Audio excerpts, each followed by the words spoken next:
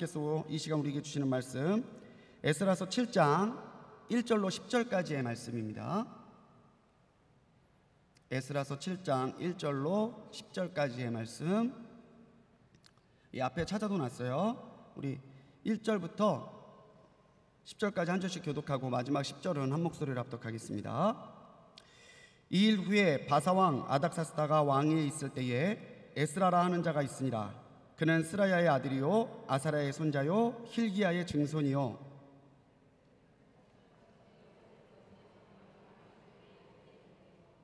아마랴의 7대 손이요 아사랴의 8대 손이요 무라요스의 9대 손이요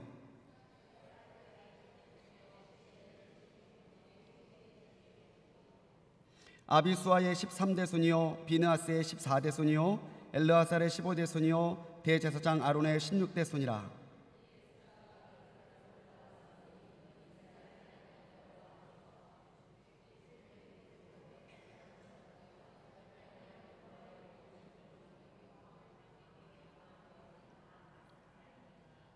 아닥사스다 왕 제7년에 이스라엘 자손과 제사장들과 레위 사람들과 노래하는 자들과 문지기들과 느디님 사람들 중에 몇 사람이 예루살렘으로 올라올 때에 첫째 달 초하루에 바벨론에서 길을 떠났고 하나님의 선한 손에 도우심을 입어 다섯째 달 초하루에 예루살렘에 이르니라. 에스라가 여호와의 율법을 연구하여 준행하며 율례와 규례를 이스라엘에게 가르치기로 결심하였었더라. 아멘. 하나님의 귀한 은혜와 사랑이 우리 모든 성도님들과 함께 하시기를 간절히 축원합니다. 위에 올라와 보니까 넓기는 되게 넓네요. 어저께 잠이 안 오더라고요. 예, 우리 성도님들과 함께 수요예배 여기서 첫 예배 드릴 텐데 또 14일에 얼마나 하나님이 또 더 큰 은혜를 주실까 사모하는 마음이 있어서 괜히 잠이 혼자 안 와가지고 마루에 혼자 앉아 있었어요.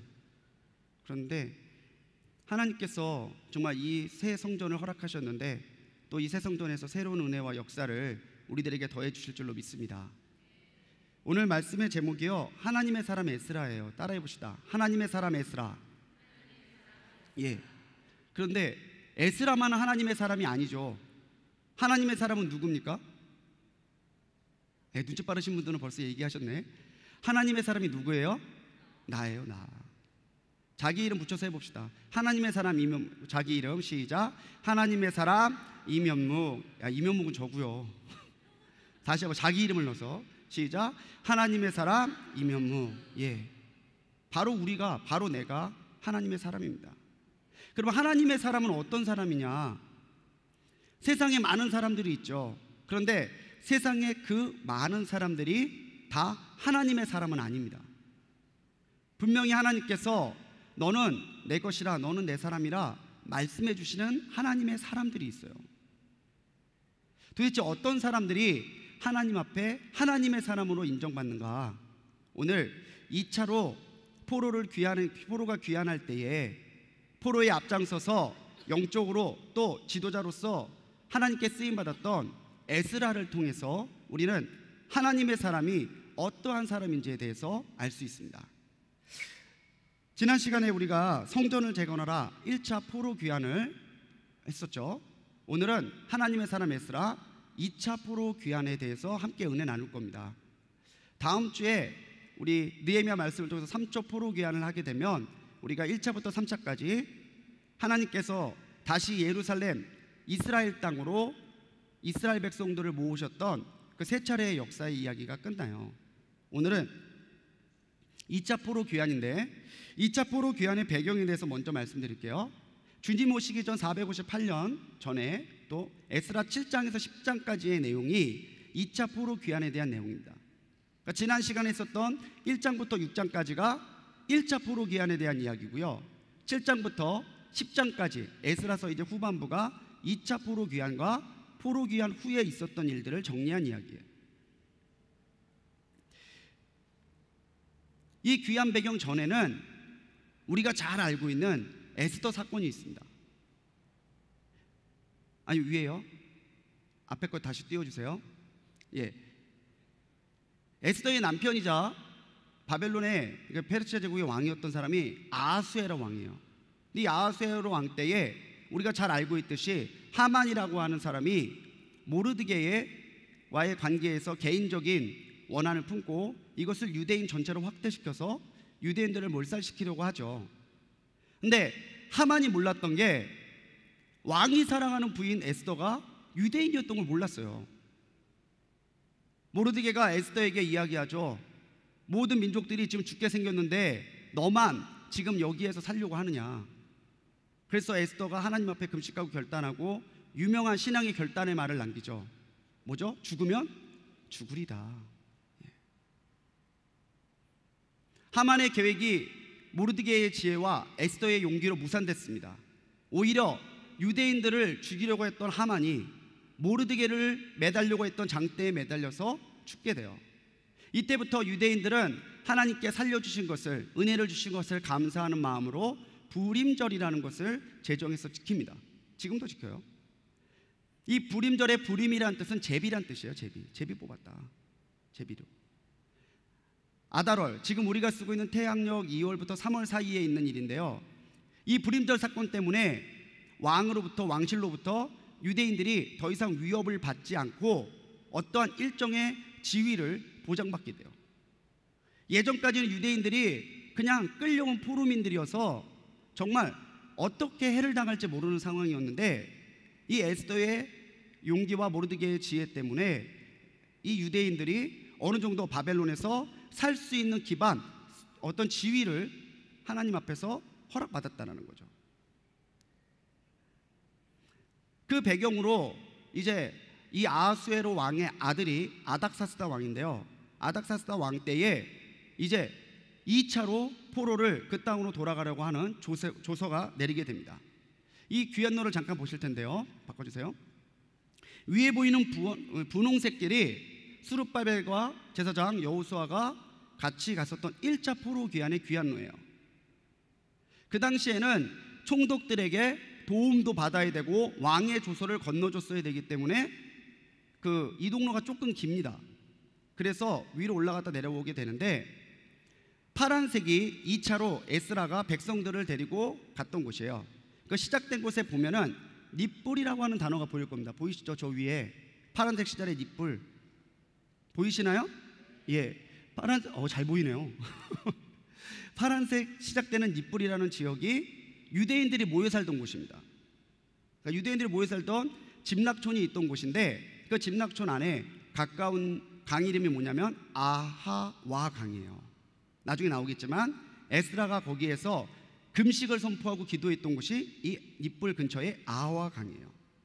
여기서부터 시작돼서 쭉 가게 되는데 실제로 바벨론에서부터 예루살렘까지는 직선거리로 따지면 800km 정도 돼요. 800km도 엄청나죠. 그런데 이 2차 포로 귀환민들 사이에는요 남자만 있었던 게 아니라 여자, 아인, 노인, 가축들이 있었어요. 그래서 행군이 더디고요. 또 그 닦여진 길을 통해서 갔어야 되니까 길이 아닌 데서 갈 수가 없잖아요. 그래서 유브라데 강을 끼고 올라갔다가 내려가야 되는 상황이 돼서 총 여행로는 1,500km입니다. 1,500km를 넉 달 동안에 걸어서 예루살렘까지 가게 되는 거예요. 그래서 이 사이에는 아까 왕관으로 보이지만 바로 에스더 사건이 하나의 배경이 돼서 이루어지고 있다라는 거죠. 그러면 아닥사스다 왕의 조서를 좀 볼게요. 아닥사스다 왕이 조서를 내립니다. 이제 유다 백성들은 다시 에스라를 중심으로 무리를 만들어서 예루살렘으로 가라. 이때 페르시아 제국 중심으로 이미 중근동 지역은 단일화가 돼 있어요. 더 이상 이 페르시아 지역을 위험할 만한 나라가 그때까지는 없었다라는 거죠. 그러니까 지난 시간에도 말씀드렸듯이 아수르는 정복하면 데려와서 자기 지역을 섞는 거예요. 그 민족 그 사람들이 그대로 살면은 자기한테 대적할 수 있으니까 지역을 옮겨놔요. 그런데 바벨론의 뒤를 이어서 제국이 된 페르시아 제국은 오히려 이 사람들을 각자의 위치로 보내는 거예요. 이민 정책이 바뀌었습니다. 이 아닥사스다 왕은 앞서 말씀드렸듯이 아하수에로 왕의 아들인데요. 역사적인 이름은 아르타크 세르크세스예요. 롱기마누스라고도 불리죠. 굉장히 유명한 왕입니다. 이 왕의 조서가 첫 번째로 귀환을 허락하라. 이제 돌아가게 두라는 얘기예요. 방해하지 말고. 두 번째가 돌아갈 때에 필요한 재정적인 것 지원해 줘라. 여기에 관계된 관리들에게 유다 백성들이 안전하게 예루살렘에 갈 수 있도록 협조해라. 그리고 유다 백성들에게 법적인 지원으로 또 아끼지 마라. 담당자는 에스라다. 이런 것들이 기록되어 있는 것이 이 아닥사스다 왕의 조서예요. 그 당시 유대 귀환민의 상황을 볼게요. 자, 1차적으로 유대의 귀환해서 예루살렘 성전을 완공했던 첫 번째 귀환자들이 있었죠. 넘겨주세요. 성전이 재건됐습니다. 성전이 재건됐음에도 불구하고 이제 그들이 기다렸던 은혜가 빨리 나타나질 않는 거예요. 더디게 나타나는 거예요. 시간이 많이 흐릅니다. 성전 재건에서부터 2차 귀환까지의 시간이 58년이에요. 58년 정도 되는 시간이 흐르는 동안에 유다가 다시 광복되는 것도 아니고 뭔가 좀 특별하게 없이 계속해서 자신들의 삶이 어렵고 힘드니까 이 유대인들이 영적인 나태함에 빠지게 됩니다.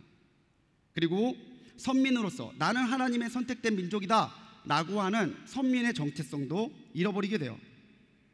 그리고 페르시아의 자유로운 이민 정책 때문에 유다 지역에 이방인들이 자꾸 늘어납니다.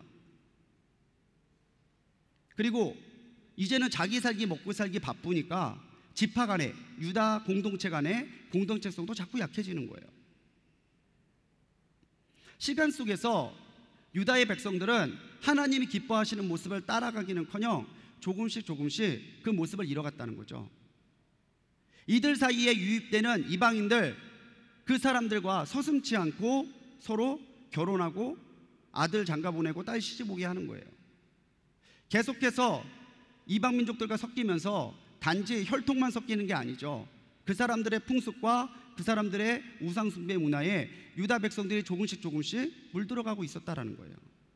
무언가 영적으로 뒤바뀌어야 되는, 무언가 새롭게 시작해야 되는 계기가 필요했던 건데, 하나님께서 그 계기의 포인트로 삼았던 게 뭐냐면 두 번째 포로 귀환이었다는 거죠.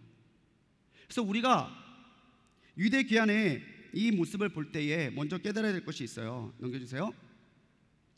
안일한 신앙을 주의해야 된다는 것입니다. 따라합시다. 안일한 신앙을 주의하라. 예, 안일한 신앙. 똑같이 시간이 가는데 누구는 시간 속에서 점점 예수님을 닮아가는 거룩한 변화의 모습을 나타내는 사람이 있고, 어떤 사람은 시간 속에서 오히려 가라앉고 나태해지는 모습이 나타난다는 거죠. 왜 똑같은 시간인데?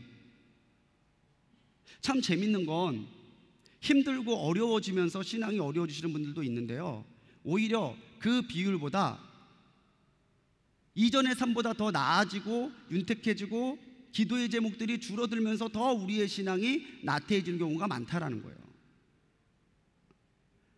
우리가 힘들고 어려우면 누가 뭐라고 말하지 않아도 하나님 손 붙잡고 간구하게 돼 있어요. 살 길이 그거밖에 없잖아요. 도움 주겠다는 사람도 없고, 일이 바뀌는 것 같지도 않고, 나는 혼자인 것 같고, 하나님밖에 의지할 데가 없어요. 그러니까 하나님 살려주십시오, 하나님 역사해 주십시오 하고 기도하는 거죠. 그런데 그 기도 제목에 응답이 받으면, 내 삶이 조금씩 현통해지면 오히려 하나님과의 관계가 멀어지는 경우들이 더 많다라는 거예요. 1차로 돌아갔던 유다 백성들이 성전을 짓다가 중간에 방해 때문에 16년 동안 이 성전이 서 있어요. 못 지어요. 그래도 다시 성전을 짓게 됐어요. 어려운 동안에, 성전을 못 짓는 동안에 정말 하나님 앞에 간구하며 매달렸던 유다의 백성들이 성전을 짓고 나니까 이제는 오히려 비전을 잃어버리고 자기의 삶과 자기의 꿈과 자기의 생활 속에 치여가지고 하나님과의 관계가 멀어지는 거예요. 하나님께서 그렇게 싫어하시는 이방 민족들과의 결혼도 서슴지 않고 할 수 있도록 이상한 담대함이 생겼다라는 거죠. 그래서 오늘 우리가 로마서 12장 2절의 말씀을 한번 품고 묵상할 필요가 있습니다. 띄워주세요. 로마서 12장 2절의 말씀, 앞에 건데, 같이 읽겠습니다. 시작. 너희는 이 세대를 본받지 말고 오직 마음을 새롭게 함으로 변화를 받아 하나님의 선하시고 기뻐하시고 온전하신 뜻이 무엇인지 분별하도록 하라. 아멘. 우리가 시간 속에서 무뎌지거나 녹이 쓰는 것이 아니라 시간 속에서 더 날카롭게 벼리어지고 하나님께서 기뻐하는 모습으로 바뀌어가는 비결 딴 거 없다는 얘기죠. 뭐예요? 하나님 앞에서 세대를 본받는 것이 아니라 우리의 마음, 우리의 영혼을 새롭게 하고 변화를 받아서 하나님께서 무엇을 선하고 기뻐하고 온전하게 여기시는지를 분별하며 따라가야 된다는 얘기예요. 하늘을 나는 비행기들이 자유롭게 나는 것 같아도 하늘에도 항로가 있어요. 전파를 따라서 비행기들이 움직이는 거예요. 바다를 움직이는 배들이 자기 멋대로 가는 것 같아도 배도 항로가 있어요. 눈에 보이지 않지만 그 배와 비행기를 끌어주는 신호를 놓쳐버리면 비행기는 공중에서 길을 잃다가 추락할 수도 있는 거고 배는 자기들끼리 부딪혀서 침몰할 수도 있는 거예요. 하나님께서 우리에게 주시는 영적인 신호들도 눈에 보이지는 않습니다. 하지만 우리가 하나님이 무엇이 선하고 기뻐하고 온전하신지를 여기고 살아간다면은 하나님께서 우리에게 무엇을 원하시는지 우리가 분별하며 알 수 있게 된다고 하는 것이죠. 우리가 마음을 새롭게 할 때에 흔히들 얘기하실 때 예전의 신앙들을 추억하듯 얘기하시는 분들이 있어요. 예전에 우리 뜨거웠지, 예전에 우리 그렇게 기도했었지, 예전에 우리 그렇게 예배했었지. 예, 그렇다면 우리의 과제는 뭘까요? 그 뜨거움을, 그 예배를, 그 기도를, 그 은혜를, 그 간증을 회복하는 거예요. 이제 우리 교회 하나님께서 대성전 아름답게 짓게 하셨습니다. 이제 14일에 우리 첫 예배 드리면서 공식적으로 우리 교회에서 대성전에서 예배 드리는 것이 계속 시작될 텐데, 저는 이 대성전 완공이 늘 담임 목사님 강조하셨듯이 끝이 아니라 새로운 시작이잖아요. 그죠? 오히려 14일 여러분 대성전 합동 예배 드리면서 한번 우리의 신앙과 우리의 삶을 돌아보고 점검해 보게 되기를 간절히 소망합니다. 과연 나는 하나님 앞에 열심으로 살고 있는가? 눈에 보이지 않지만 지금도 하나님께서 내 영혼에 보내고 계시는 그 신호들과 그 상황들과 그 징조들을 보면서 마음을 새롭게 하고 변화를 받아서 하나님께서 기뻐하는 대로 가고 있는가? 안일한 신앙을 그 속에 잠드는 것이 아니라 오히려 안일한 신앙을 이기고 앞으로 걸어나갈 수 있는 우리 성도님들 되시기를 간절히 소망합니다. 그러면 2차 포로기한에 대해서 간단하게 설명해 드릴게요. 2차 포로기한의 개간입니다. 먼저 시기를 보면은 1차 포로기한인 주전 537년, 첫 번째로 포로가 돌아왔던 그때부터는요 79년이 지났던 주전 458년이에요. 아까 말씀드린 대로 성전이 지어졌던 데부터는 58년 후고요. 이때 귀환했던 사람이 성경에 기록되어 있는 숫자는 남자만 기록된 건데 1754명입니다.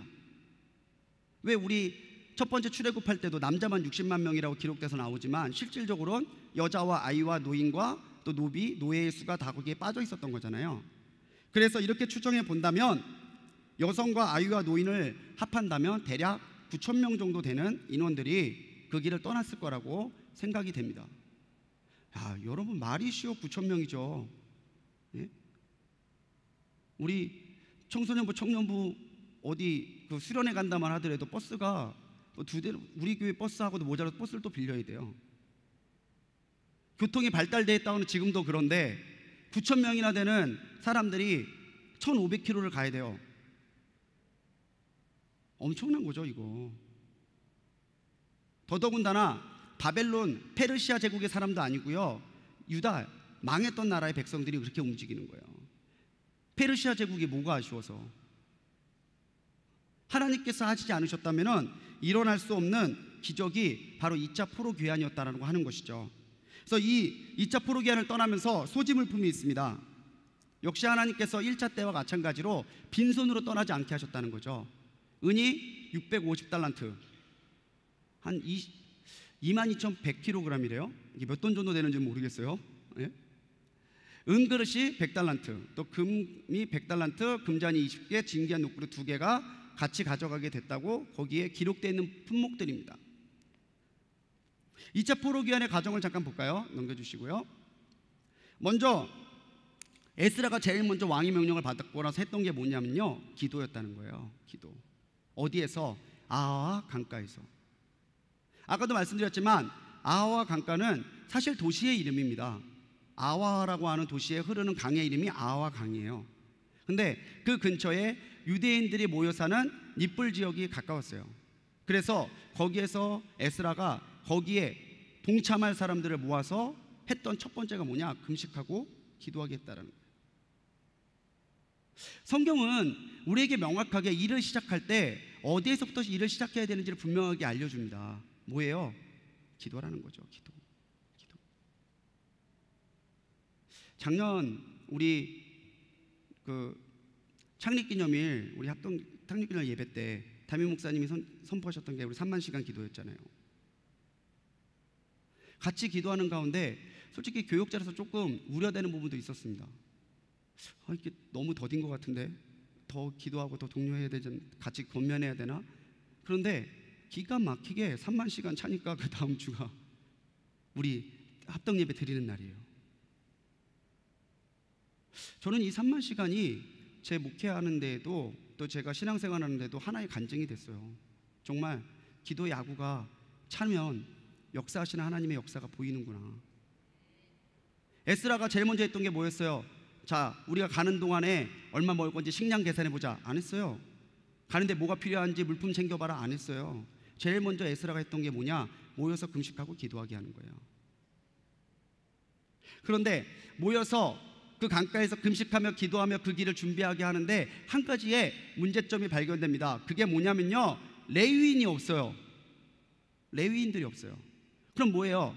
가는 도중에서도 제사와 예배를 드릴 때에 하나님의 말씀을 일러주고 같이 앞서서 도와줄 사람들이 없는 거고, 예루살렘에 가게 되면 거기에 성전이 있다는데 성전에서 섬겨야 될 레위인들이 없어 가면은 역시 거기도 손이 부족해지는 거죠. 그래서 금식하고 기도하면서 에스라는 레위인들을 모으기 시작합니다. 그래서 거기에서 레위인들과 또 성전에서 일하고 찬양으로 여러 가지 부르고 섬기는 사람들을 합류시켜요. 그렇게 하고 나서 이제 본격적으로 하나님 앞에 길을 떠나기에 앞서서 영적인 갱신과 준비를 했었다는 거죠. 이제 페르시아 지역에서 하나님과 상관없이 살던, 삶에 치여서 하나님과의 관계를 떠나 있던 사람들이 이제 새롭게 자신의 신앙과 삶을 돌아보고 이 길을 떠나감으로, 순례의 길을 떠나서 예루살렘까지 가는 이 여정 속에서 온전히 하나님 소리만 붙들리게 되기를 간절히 기도했다라는 거죠. 아까도 말씀드렸지만 앞서서 에스더에게는요, 이 아닥사스다 왕의 조서가 내렸어요. 에스더가 책임자다. 그럼 왕의 특사죠. 왕이 특별한 임무를 맡긴 특사인데, 왕의 특사면은 당연히 페르시아 제국에서 어떠한 것을 요구되더라도 협조받을 수 있습니다. 그런데 여기서 에스라가 하나의 결단을 내려요. 그게 뭐냐면 왕에게 어떠한 호위병도 요구하지 않겠다는 거예요. 자, 1500km를 가야 됩니다. 1500km를. 그런데 다 여기에서 그냥 자기 먹고 살기 생업에 종사하던 사람들이지 여기에서 싸움에 능한 사람들이 없잖아요. 그런데 그 페르시아 제국부터 예루살렘까지 가는 그 노정에는 도적대들도 있었고 무슨 일을 만나게 될지 모르는데 당연히 호위병들이 붙어서 가주는 게 맞죠. 그런데 에스라가 하나님 앞에 결단하는 거예요. 금식하면서 우리가 왕에게 맨날 하나님께서 하실 거라고, 하나님께서 우리와 역사하실 거라고 얘기를 해놓고는 막상 길 떠났다고 그럴 때 위험해서 우리가 두려우니까 군사로 우리를 지켜주십시오 말하기 부끄럽다는 거예요. 우리가 왕의 손을 구하는 것이 아니라 하나님께 의지하기로 결정하자. 그리고 금식하면서 왕에게 호위병을 구하지 않겠다고 결단하는 겁니다. 그래서 이 2차 때는요, 특별하게 따로 붙은 호위의 부대가 없습니다. 자체적으로 그 민족 안에서, 공동체 안에서 해결하면서 그 길까지 가는 거예요. 8장 31절의 말씀에서 보면은 같이 읽어봅시다. 시작. 첫째 달 12일에 우리가 아하와 강을 떠나 예루살렘으로 갈새 우리 하나님의 손이 우리를 도우사 대적과 길에 매복한 자의 손에서 건지시니라. 아멘. 우리 하나님의 손이 우리를 도우셔서 이 먼 길을 갈 때에 우리를 어려움 갖게 하지 아니하시고 함께 하셨다는 거예요. 사실 그렇죠. 호위병이 몇천 명, 몇만 명 붙으면 뭐합니까? 하나님 지켜주지 않으시면 못 가는 거죠. 그런데 이런 결단을 하는 것이 과연 쉬울까? 쉽지 않을 거예요. 그런데 에스라는 왕의 조서가 있고 왕의 특권이 있음에도 불구하고 왕의 손을 빌리는 것이 아니라 하나님의 손을 빌려서 하나님께서 우리와 함께 하시길 믿기로 금식하고 기도하고 떠났다는 거죠. 그런데 하나님의 손이 도우셔서 4개월 만에 예루살렘에 안전하게 도착하게 하셨다는 거예요. 4개월의 여정 동안 하나님께서는 도적대의 공격으로부터, 또 내부 안에서 여러 가지 불평과 반란이 일어날 수 있는 그런 상황에서부터, 또 유다의 귀환과 재건을 시기하는 주변 민족들의 비협조로부터서 하나님께서 다 지켜주셨다는 거예요. 결국 우리가 이 모든 가운데 지킬 수 있는 것은 뭐냐면, 세상의 것을 의지하는 것이 아니라 하나님의 손을 의지할 때 하나님께서 주시는 은혜가 우리 가운데 나타난다라고 하는 것이죠. 우리는 눈에 보이는 것, 쉽게 구하는 것을 얻으려고 할 때가 많습니다. 당장 문제가 딱 터지면은 제일 먼저 이거를 누구한테 도움을 받아야 되지? 어떻게 해야 되지? 내가 할 수 있는 건 뭐지? 자꾸 내가 가지고 있는 것에서, 내가 익숙한 것에서, 내가 생각하고 있는 것에서 도움을 찾으려고 하는 경우가 많다는 거예요. 그런데 하나님께서는 에스라의 경우를 우리에게 예로 들어주시면서, 내가 내 손으로 너희를 도와줘야 너희들이 이룰 수 있는 것이지, 너희들에게 이 세상의 조건이 아무리 많다고 해서 그걸로 이룰 수 있다고 생각하지 말라는 거예요. 물질이 많으면 물질을 의지하게 되고, 사람이 많으면 사람을 의지하게 되죠. 그런데 정말 지혜로운 하나님의 사람은 물질과 사람이나 그런 것들을 의지하는 것이 아니라 오히려 결단하고 기도하는 가운데 하나님의 손이 나를 도와주시기를 기도한다는 거예요. 사랑하는 성도님들, 하나님의 손을 의지하며 가시기 바랍니다. 아닥사스다 왕의 명령입니다. 먼저는요, 페르시아 제국과 페르시아의 왕가를 위해서 간구해라. 너희 하나님에게 내가 이렇게 너희들에게 선한 일을 베풀고 좋은 일을, 은총을 내려줬으니까 페르시아 왕가와 페르시아 제국을 위해서 너희들이 너희 하나님 여호와께 구하라는 거예요.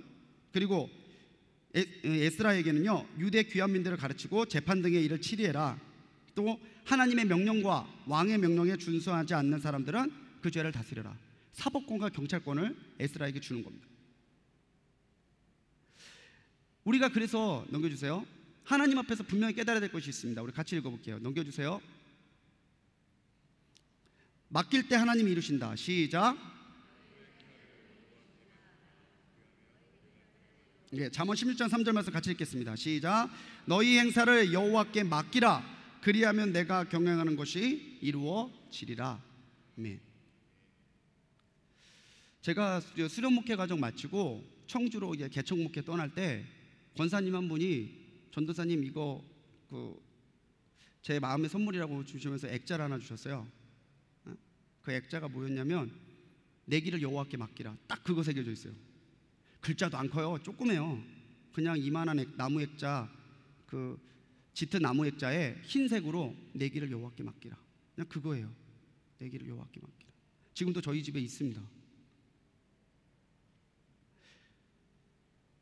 우리의 신앙과 우리의 성숙함이 판단되는 시점이 바로 거기에요. 하나님 앞에 맡기느냐 아니면 내가 틀어지고 안 놓느냐. 에스라가 왕의 군대를 구하는 거 부끄러운 일이 아닙니다. 그 사람에게서 누릴 수 있는 특권입니다. 그런데 그렇게 하지 않아요. 하나님께 맡겨요. 그랬더니 어떻게 하셨어요? 오늘 여기 말씀에 있는 대로 경영하는 것을 이루시는 하나님께서 4개월 만에 안전하게 도착하게 하셨잖아요. 맡길 때 하나님이 이루십니다. 오늘 한번 내 심령에, 내 신앙의 것을 돌아보시고, 내가 아직 하나님 앞에 맡기지 못한 것이 뭐가 있는지 한번 생각해 보십시오. 우리의 미래나 우리의 꿈이나 우리의 가정이나 우리의 자녀나 우리의 사업이나 우리의 직장이나 모든 문제들, 하나님 앞에 여기까지는 하나님이 하시고 요건 제가 할게요, 그럴 수 있는 문제들이 없어요. 모든 건 다 하나님 앞에 맡겨드려야 되는 거예요.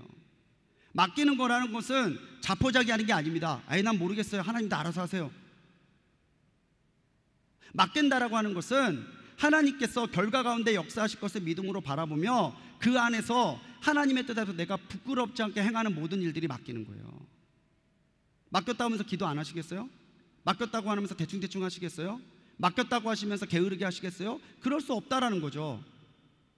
맡겼다면 우리가 더 크게 기도해야 되고, 맡겼다면 하나님께서 역사하실 수 있도록 내 생각과 내 주변의 상황 속에서 자꾸 삐져나오려는 내 생각들을 내려놓고 하나님께서 역사하실 수 있도록 내 자신을 다 드리는 거예요. 그래야 하나님이 이루실 수 있다는 거죠.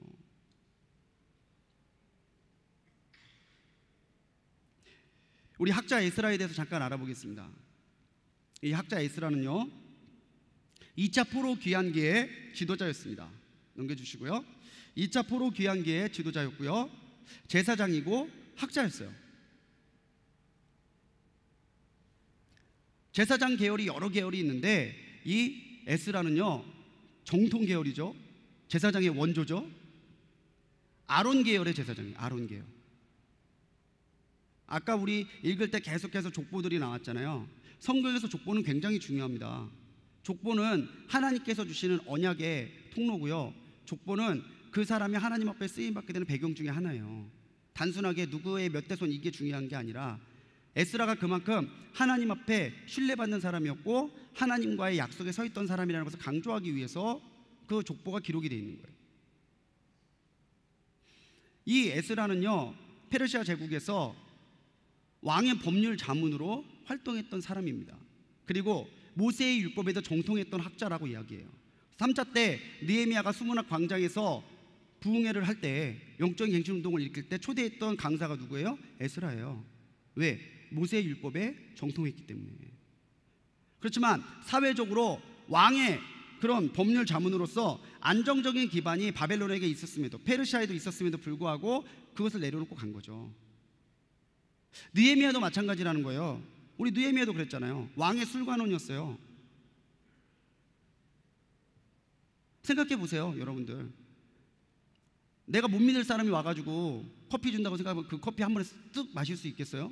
뭘 탔는 줄 알고, 거기 뭐가 들어있는 줄 알고. 먹은 것을 맡기고 책임지는 사람이면 왕이 굉장히 신임하는 사람이에요. 그런데 그 느헤미야도 술관원이라는 안정적인 직업 다 내려놓고 유다로 돌아가서 성벽 다시 세우잖아요. 에스라도 마찬가지였다는 거죠. 왜 에스라가 이렇게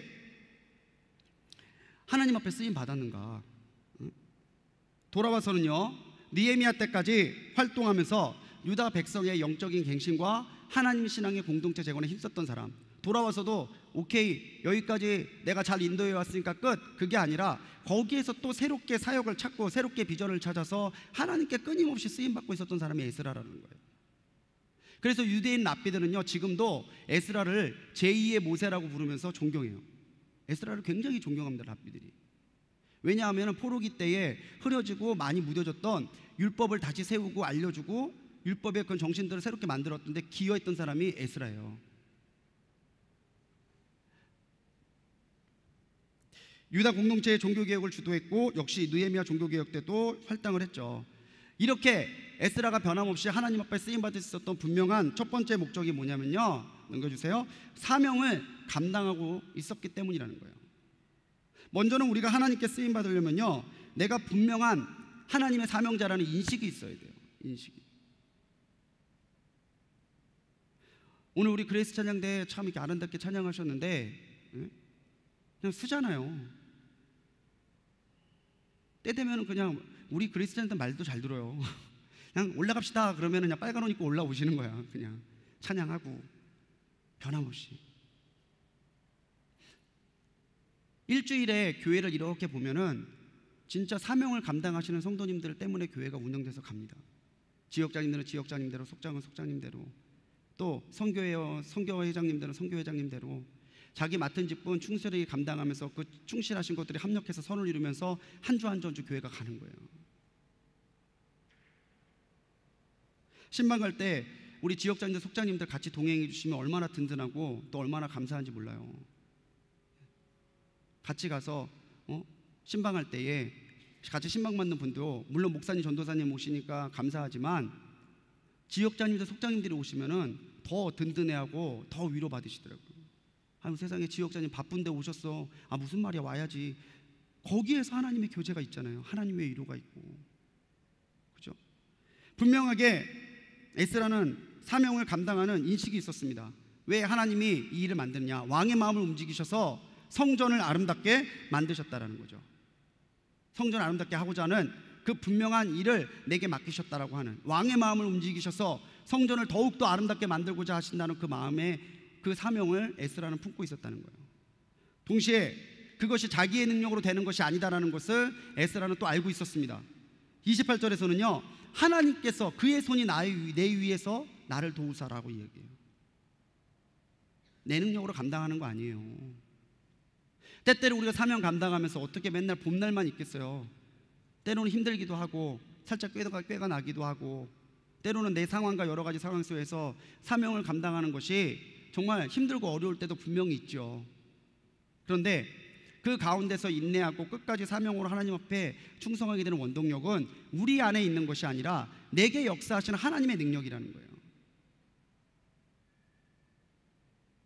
따라합시다. 하나님은 사명만 주시는 것이 아니라 능력도 주신다. 아멘? 예. 하나님께서 내게 이 일을 맡기셨다. 그러면은 그거 맡겨놓고 얼마나 잘하나 보자 이러고 팔짱 끼고 계시지 않는다는 거예요. 그렇습니다. 하나님께서 내게 이 일을 맡기셨다면 내가 감당하겠습니다 하고 그 마음으로 그 일을 감당하며 뛰어 들어갈 때 하나님께서는 감당할 수 있는, 넉넉히 감당할 수 있는 능력을 아울러서 허락해 주신다는 거예요. 그 능력으로 우리가 살아가는 거예요. 그 능력으로, 내 능력이 아니라.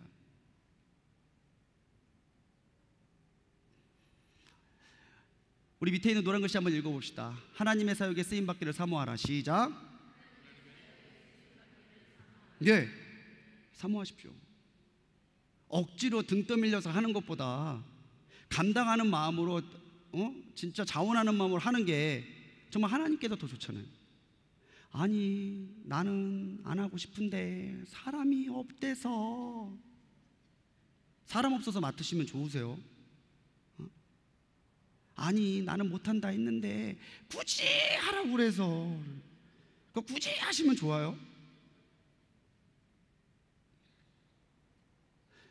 가끔 뭐 광고가 나가지도 않았는데 성도님들 가운데 그렇게 말씀하시는 분이 있어요. 이번에 요거 하는데 요거 제가 좀 할까요? 얼마나 귀하고 감사한지 몰라요. 권사님 한 분은 자기가 인테리어 그 사업을 하시는데 교회 타일이 좀 몇 개 뜨고 깨졌어요. 이거 이렇게 두면 안 된다고.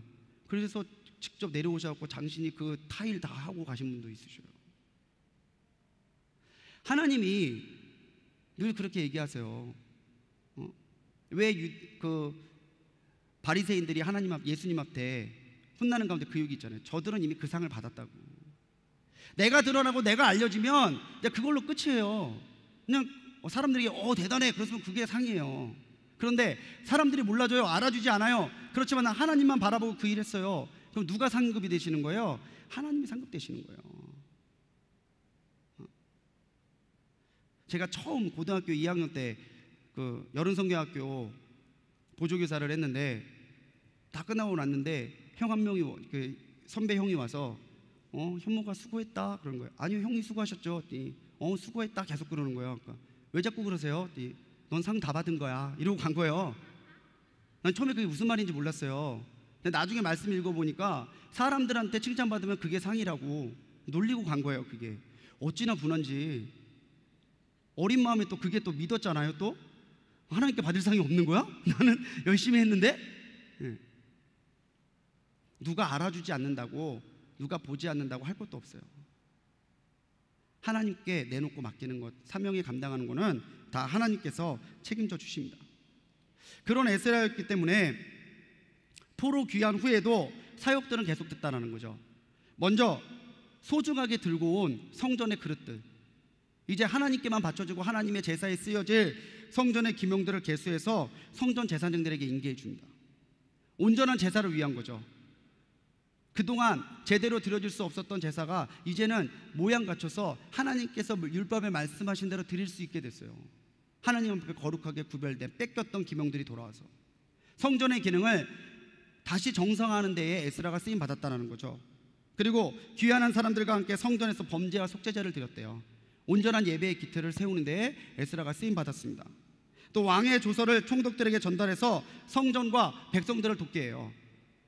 그곳에 먼저 와 있던 이제 와서 살게 될 사람들을 위한 터전들을 마련하는 일에도 에스라가 분명하게 쓰임 받았다는 거죠. 또한 회개 운동을 통해서 이스라엘의 사명의식을 일으켜 세워줍니다. 너희들은 하나님의 선택된 민족이다.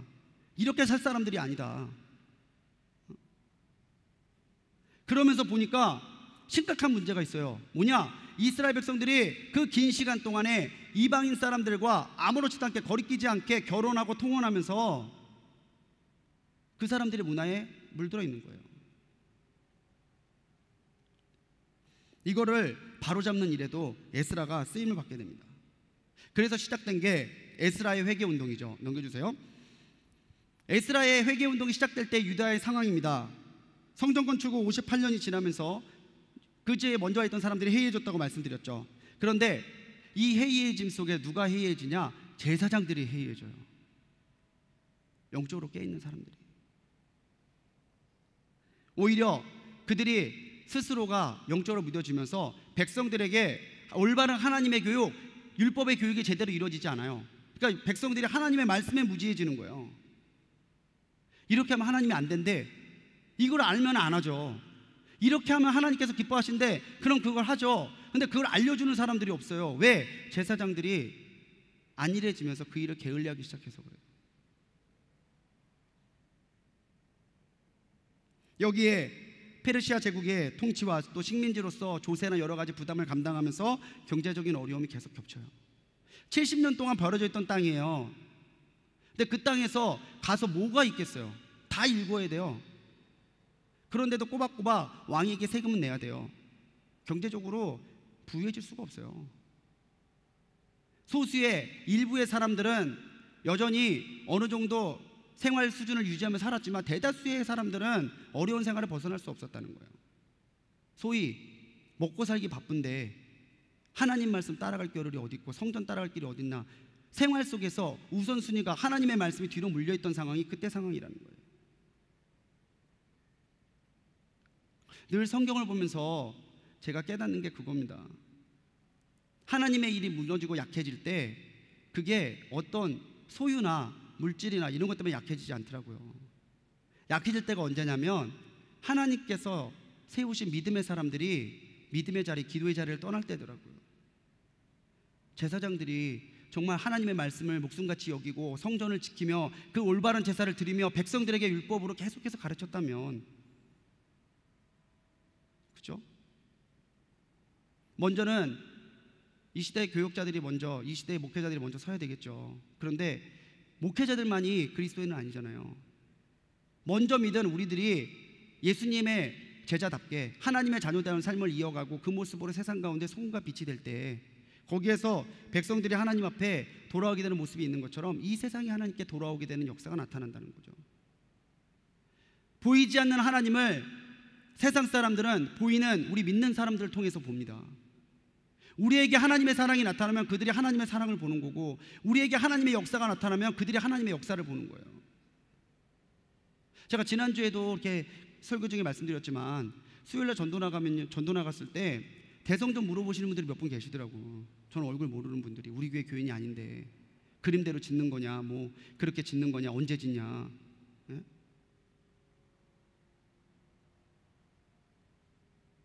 하나님이 다 하시니까 다 바뀌잖아요. 대성전 안 지었던 교회 이제 옛날 얘기예요. 언제적 얘기예요.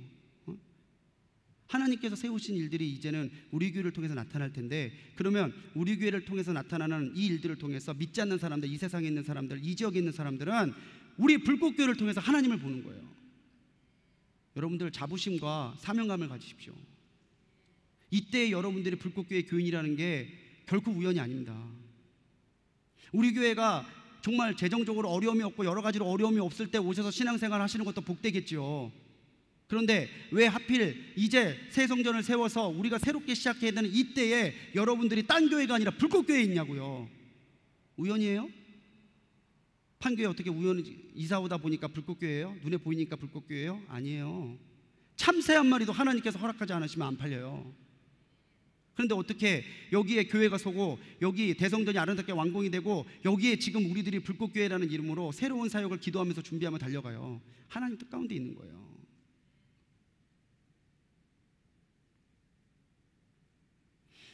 유다의 상황을 더 보겠습니다. 보면요, 넘겨주세요. 성전을 제거하면서 이 사람들이 생각했던 게 있어요. 이제 성전이 이렇게 됐으니까 하나님이 어떻게 하시겠구나. 그런데 58년 동안 안 나타나는 거예요. 하나님이 능력이 없어서? 아니죠. 때로 하나님의 때와 우리의 때가 맞지 않을 때가 있다는 걸 우리가 잘 알잖아요. 그런데 그 때가 맞지 않을 때는 낙심의 때가 아니라 바로 인내와 기도의 때예요. 우리가 인내하고 기도할 때, 처음 여기 왔을 때 대성전 지었으면 좋았겠죠. 그런데 기도하는 시간, 우리가 기도하고 우리가 하나 되고 우리가 서로 보듬으면서 여기까지 오는 동안에 결국에 하나님이 이루시잖아요. 그렇죠?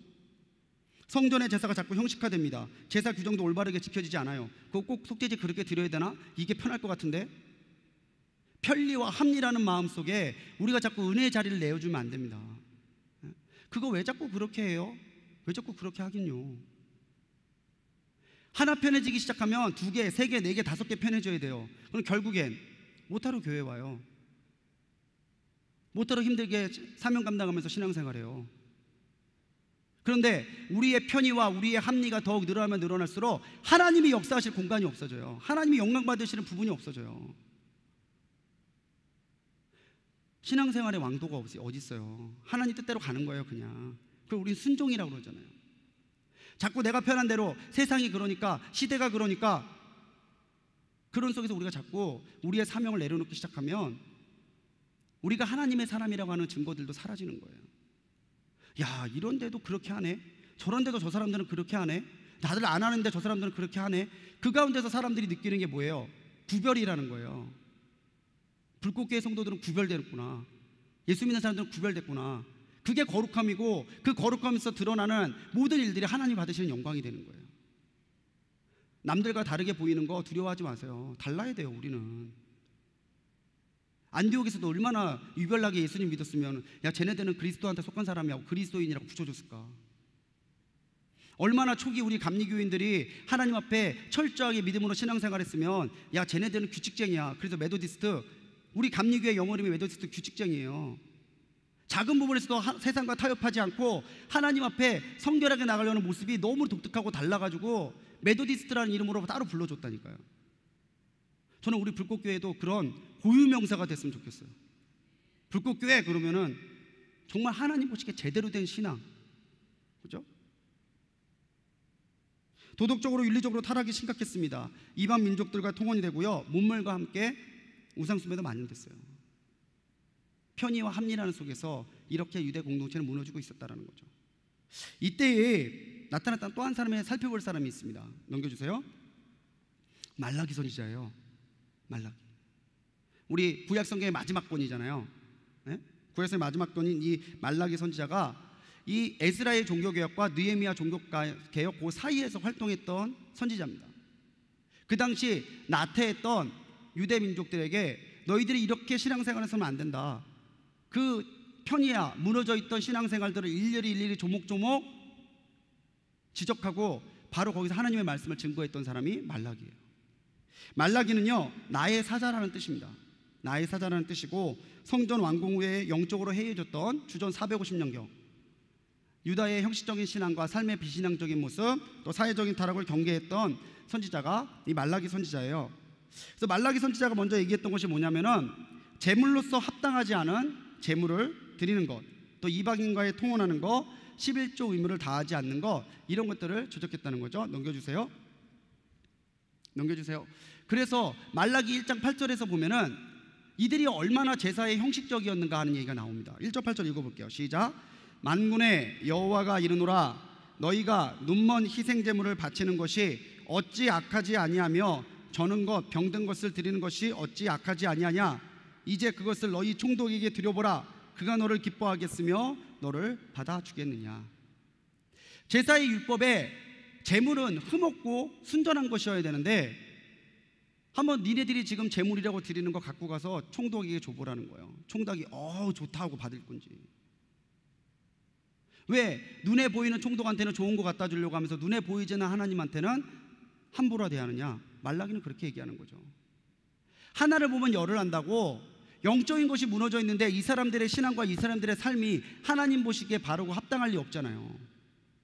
말라기 선지자가 지적했던 단적인 면이지만 이 단적인 한 면 때문에 유다 공동체의 상황이 어떠했던지는 이미 눈에 보도 자명하게 보인다라는 거예요. 이 말라기 선지자는 에스라 종교개혁 직후에도 활동했던 것으로 보이고요, 또 느헤미야 개혁 때도 영향을 미쳤던 것으로 성서학자들은 추정합니다. 이 말라기 선지자의 가장 큰 예언이 그거죠. 예수님께서 오신다. 그런데 예수님이 오시기 전에 영적인 엘리야가 와서 예수님의 올 길을 예비할 거다.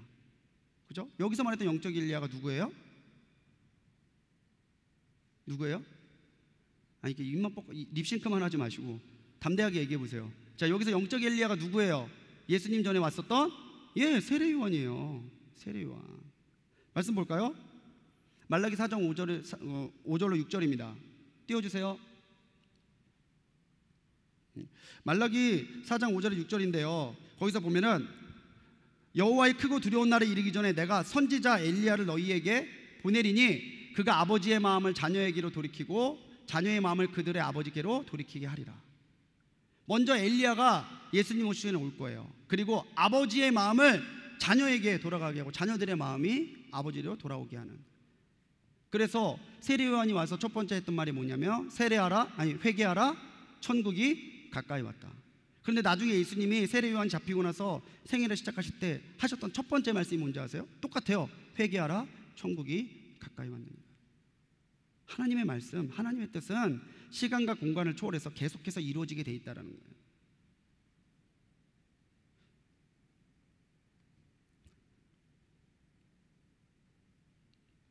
에스라의 회개운동으로 다시 돌아갑니다.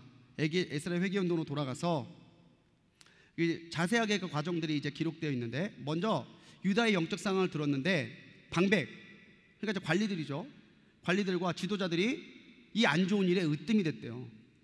말리고 경계하고 권면해야 될 사람들이 오히려 앞장서서 그 일을 하고 있다는 말을 듣고 이 에스라가 옷을 찢으면서 통분해합니다. 어쩌다 하나님의 백성이 이 지경이 됐단 말인가? 어쩌다 방백과 지도자들이, 제사장들이 이 모든 일에 이렇게 수수방관할 수 있단 말인가? 여러분, 성도에게는요 거룩한 분노가 있어야 돼요. 따라합시다. 거룩한 분노. 혈기가 아니라. 너 거기 안 서? 이거는 혈기예요. 우리가 늘상 부리는 건 혈기입니다. 근데 거룩한 분노가 있어야 돼요. 뭐냐? 하나님의 뜻대로 이루어지지 않는 것에 대해서 분노하는 마음이 있어야 된다는 거예요. 분노하는 마음. 뭐 나은 사람 그렇다고. 아니죠. 하나님의 놀라운 일들은요, 하나님의 뜻이, 하나님의 영광이 가려지는 곳을 분노했던 한 사람에서 시작이 되는 거예요. 그렇죠? 누군가는 하나님의 영광이 다시 돌려지도록, 오해되고 조롱받는 예수님의 이름이 바로 영광받게 하도록 바로 잡는 일에 분노를 마음을 끌고 나서는 것이 필요하다라는 거죠. 유다 민족을 모으고 그들은 저녁 제사 드릴 때에 하나님을 향해서 회개 기도하기 시작해요. 에스라가 민족의 죄를 지고서 앞에 나가 회개하는 데 앞장섰던 것은 우리의 죄를 담당하신 예수님의 모습을 미리 보여주는 것이기도 합니다. 거기에서 에스라는 바벨론 포로가 우리가 죄를 지었기 때문에 하나님께 받은 징계입니다라고 인정해요. 그죠? 분노는 어디서 이어져야 되느냐? 회개로 이어져야 되는 거예요. 거룩한 분노가 다른 사람한테 가기 전에 먼저 누구한테 와야 돼요? 나한테 와야 돼요. 하나님, 우리가 범죄했습니다. 내가 범죄했습니다. 내가 하나님 앞에 회개합니다. 네, 거기가 예수님과 만나는 만남의 접점이고요, 거기서 우리가 새롭게 신앙이 시작될 수 있는 기반인 거예요. 그렇게 회개하고 나서 그는 단지 뉘우침을 했던 것이 아니라 이방 민족과의 통혼을 끊겠습니다라고 결단합니다. 삶이 바뀌었다는 얘기죠. 영적으로 성찰하고 삶을 변화시키기 시작합니다. 그래서 이 회개운동의 결단 속에서 백성들이 에스라의 기도에 감화돼서 움직이기 시작해요. 사람 마음이 사람의 말로 움직이겠어요? 아무리 말을 잘하는 사람이 와도 못 움직여요. 그런데 하나님께서 에스라의 기도에 역사하시고 감동을 주시니까 그 기도를 들은 이스라엘 백성들이 회개하기 시작하는 거죠.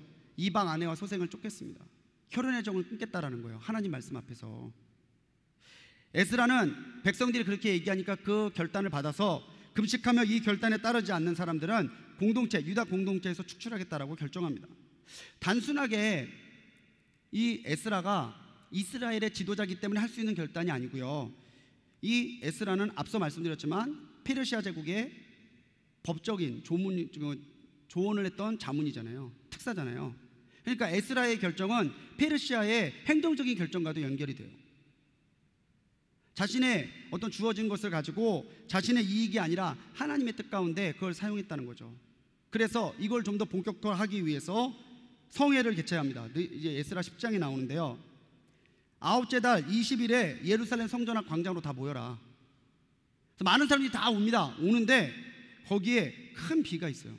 비가 내려갖고 이제 집회하기가 너무 어려운 거예요. 그래서 주변에서 비가 때문에 너무 어렵다라는 얘기가 나오니까 에스라가 뭐라 얘기했냐면, 그러면은 여기서 우리 결단하자. 뭐냐? 이방인과의 통혼을 금지하는 것은 결단하자, 하나님 앞에. 그래서 그 성회 속에서, 큰 비 속에서 이루어진 성회 가운데서 결국 하나님의 뜻대로 하고 결단하고 삶을 바꾸겠다는 결단까지는 에스라가 이뤄냈다라는 거죠. 그리고 나서 후속 조치가 들어갑니다. 이방 통혼의 실태를 조사하기 위해서 담당관을 세우는 거죠. 니네도 한번 조사해봐라. 도대체 우리 가운데 얼마나 많은 사람들이 이 일에 연루가 돼 있나. 그래서 기한을 정하고 통혼한 사람들이 각 거월의 장로들과 재판관에게 신고하게 돼 있는데, 이 에스라서 10장에 보면요, 이 사람들의 목록이 쭉 나와요. 누가 거기 누가 들어있고 누가 들어있고. 우리가 알아야 되는 것은 진실한 회개는 심령의 변화와 아울러서 삶의 개혁이 있어야 된다는 거예요. 따라합시다. 진실한 회개는 심령의 변화와 삶의 개혁이다. 내 삶이 먼저, 내 마음이 바뀌고 내 삶이 바뀌어야 진실한 회개라는 거예요. 하나님의 사람에게 가장 중요한 게 이거라는 거죠. 거룩한 분노 없이, 죄에 대한 자각이 없이 그냥 그렇게 살아가면 하나님의 사람이 무뎌져요. 그런데 생각만 가지고 있어서는 안 된다는 거죠. 생각 속에서 하나님 앞에서 주신 말씀대로, 그 말씀의 결단대로 내가 변화되고 하나님 앞에 변화된 모습이 삶의 증거로 나타나야 그 사람이 하나님의 사람이라 인정받는다는 거예요. 우리 모두 하나님 앞에 하나님의 사람으로 인정받게 되기를 간절히 소망합니다. 마지막 44절 볼게요. 보면요, 실태를 조사를 결과해 봤더니 자녀를 낳은 사람도 있었는데 이 사람들도 내보내기로 결단했대요. 참 얼마나, 이게 헤어지는 순간이 정말 눈물 없이는 못 보는 장면이었을 거예요. 애처롭게 아빠 엄마 부르짖는 아기를 떼놔야 되고, 여보 부르짖는 그 사람을 떼놔야 되고. 그런데 하나님을 매정하다 무정하다 이렇게 평가하면 안 돼요. 그만큼 하나님 앞에 영적으로 새롭게, 하나님의 사람으로 새롭게 되는 과정에 우리가 감당해야 될 영적인 분량이 있어요. 결단에는 감당해야 될 영적인 분량이 있습니다. 에스라가 마지막에 꼭 이 아이를 낳은 사람도 있었더라는 진술로 마무리 짓는 것은 유다의 종교개혁이 결코 쉬운 게 아니었다는 것을 알려주기 위함이에요. 쉽진 않지만 꼭 해야 되고, 쉽진 않지만 반드시 해야 되는 게 우리 삶의 변화라는 거죠. 그래서 결단에는 감당해야 될 영적인 분량이 있다는 거예요. 내가 감당해야 돼. 중보하며 기도해 줄 수 있고 도와줄 수 있어요. 근데 거기까지예요. 본인이 기도하고 본인이 바뀌지 않으면 주변에서 아무리 그 사람의 중보기도 하더라도 그 사람의 삶에 은혜가 들어가지 않아요. 우리가 그렇지만 더 중보하고 더 협력해서 기도해야 되는 건 뭐예요? 우리가 같이 중보하고 기도할 때에 이스라엘 백성들의 마음을 하나님이 바꾸셨던 것처럼 그 사람의 마음과 삶을 바꿔놓기 때문에 그래요. 가족들을 위해서 인가 기도하시는 분들 포기하지 않고 기도하십시오. 기도 먹은 영혼은 하나님께서 버리시지 않습니다. 교회를 위해서 계속 기도하십시오. 기도가 쌓여있는 교회는 하나님께서 떠나지 않으십니다. 중요한 것은 우리 각자가 맡을 분량을 하나님 앞에 감당할 때에 진짜 우리가 하나님의 사람이 된다는 거예요. 정리합니다. 시간의 흐름 속에서 영적인 나태함과 삶의 타락을 경계하십시오. 시간이 흘러갈수록 더 성숙해지고 또 하나님께 가까이 가는 성도님들 되시기 바랍니다. 불신앙보다 더 무서운 게 형식적인 신앙이에요. 나 이 정도면 잘 믿는 거지, 이게 제일 무서운 신앙이에요. 형식적인 신앙이 아니라 하나님께서 기뻐하시는 진실한 신앙이 되시기 바라요. 눈에 보이는 것이 아니라 하나님을 의지하시기 바랍니다. 하나님을 의지하는 자에게 기도를 들으시고 이루시는 하나님이신 줄 믿습니다. 또 하나님의 사역에 쓰임받기를 간절히 사모하십시오. 억지로, 굳이가 아니라 정말 자원하는 마음으로. 진실한 회개는 심령의 변화와 삶의 개혁이에요. 오늘 마음을 새롭게 하고 변화를 받아 하나님께서 기뻐하신 뜻을 분별하여 변화되는 성도님들 되시기 바랍니다. 또 영적인 결단에는 감당해야 될 영적인 분량이 있어요. 믿음으로 기도하며 하나님, 내가 넉넉히 감당할 수 있게 해달라고 위해서 기도할 수 있는 우리 성도님들 되시기 바랍니다.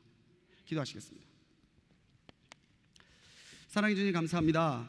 오늘 에스라 두 번째 시간, 우리 모두가 하나님의 사람일진데 하나님 정말 우리에게 역사하시고 은혜와 능력 더하여 주옵소서. 하나님께서 함께 하시고 우리에게 하나님의 사람으로서 역사를 일으켜 세워주셔서 온전히 우리가 하나님께 쓰임받게 하여 주옵소서. 오늘 대성전에서 우리가 예배하며 주님, 이제 우리 교회에서 일으켜 주실 하나님의 놀라운 일들을 기대합니다. 하나님, 우리를 에스라와 같이 들어 사용하셔서 하나님의 영광 가운데 쓰게 하여 주옵소서. 우리를 구원하신 예수님의 이름으로 간절히 기도드렸습니다.